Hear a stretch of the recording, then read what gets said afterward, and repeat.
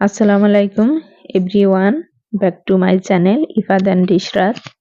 আজ আমি আপনাদের মজার একটা রেসিপি তৈরি করে দেখাবো। হয়তো এই রেসিপিটা অনেকে বানাতে পারেন, তারপরও আমার রেসিপিটা যদি ফলো করেন তাহলে আপনাদের সিঙ্গারাটা একদম পারফেক্ট এবং মুচমুচে হবে। চলুন দেখা যাক রেসিপিটা তৈরি করতে কি কি লাগে। প্রথমে আমি এখানে 1.5 কাপ ময়দা নিয়েছি, আপনারা চাইলে এটা আটা দিয়েও করতে পারেন। তারপর স্বাদ মতো লবণ দিয়েছি, 1 চা চামচ পরিমাণ কালো জিরা দিয়েছি, 2 টেবিল চামচ তেল দিয়েছি। এখন আমি শুকনো উপকরণগুলো মিশিয়ে নেব। শুকনো উপকরণ মিশানো হয়ে গেছে।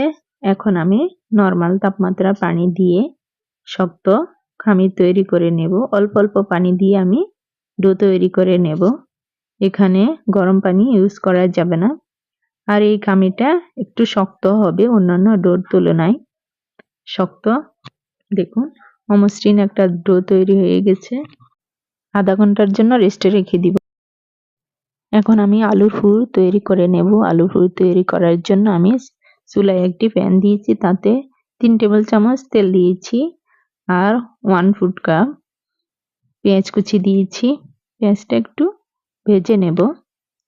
তারপর এখানে আমি 1 চা চামচ আদা বাটা, 1 চা চামচ রসুন বাটা দিয়ে দেব। আমি রসুন আর আদা একসাথে ব্লেন্ডার করে নিয়েছি। আর এখানে বড় সাইজের একটা টমেটো কুচি দিয়েছি।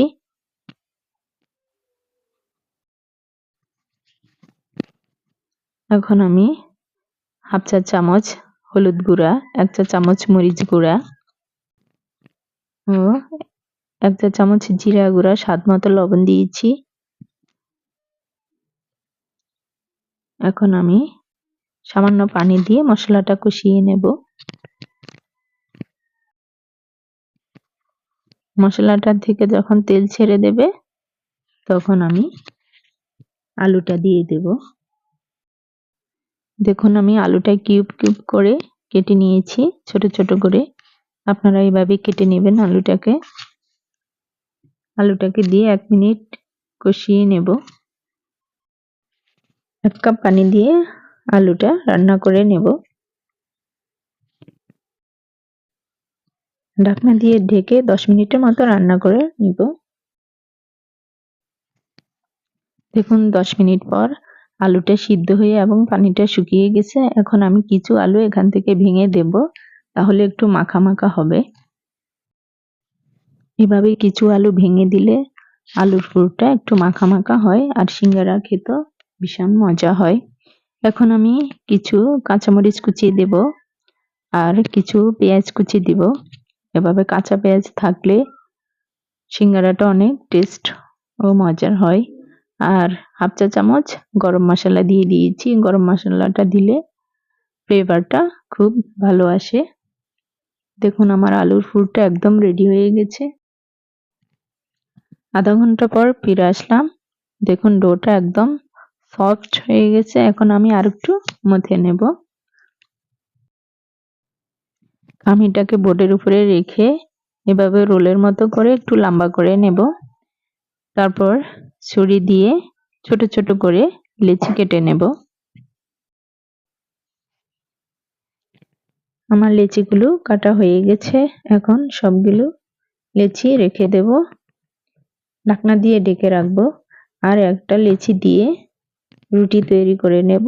এই রুটিটা ছোট এবং একটু লম্বাটে হবে। রুটিটা বেশি পাতলা হবে না, বেশি মোটা হবে না, মাঝারি ধরনের হবে। রুটিটার মাঝ বরাবর কেটে নিয়েছি। এখন একটা অংশ নিয়েছি, এই অংশে আমি সামান্য পানি লাগিয়ে নেব, কোণের মতো তৈরি করে নেব। দেখুন খুবই সহজ। এখন আমি যে আলুর পুরটা তৈরি করে রেখেছি, এখন এটার মাঝে 1 চামচ আলুর পুর দিয়ে এভাবে চেপে চেপে দেব। উপরের অংশে সামান্য পানি লাগিয়ে নেব। দেখুন এখন এভাবে সিল করে দেব। তারপর এভাবে হাত দিয়ে চেপে চেপে লাগিয়ে নেব। দেখুন আমি কিভাবে তৈরি করেছি। একটু ফলো করলে খুবই সহজ এবং খুবই ইজি এই কাজটা। আপনাদের সুবিধার জন্য আমি আরেকটা সিঙ্গারা তৈরি করে দেখাচ্ছি। আপনারা এভাবে বাসায় যে কোনো সময় তৈরি করে নিতে পারেন। বাচ্চাদের বাহির থেকে কিনে না দিয়ে বাসায় স্বাস্থ্যকর পরিবেশে এভাবে বানিয়ে বাচ্চাদের দিতে পারেন। এভাবে আমি সবগুলো সিঙ্গারা তৈরি করে নেব। দেখুন আমি সবগুলো সিঙ্গারা তৈরি করে নিয়েছি। এখন ভাজার পালা। সিঙ্গারাগুলো ভাজার জন্য আমি কড়াইতে তেল দিয়েছি। কড়াইয়ে তেল গরম হলে সিঙ্গারাগুলো আমি দিয়ে দেব। মাঝারি আছে আমি এই সিঙ্গারাগুলো ভেজে নেব।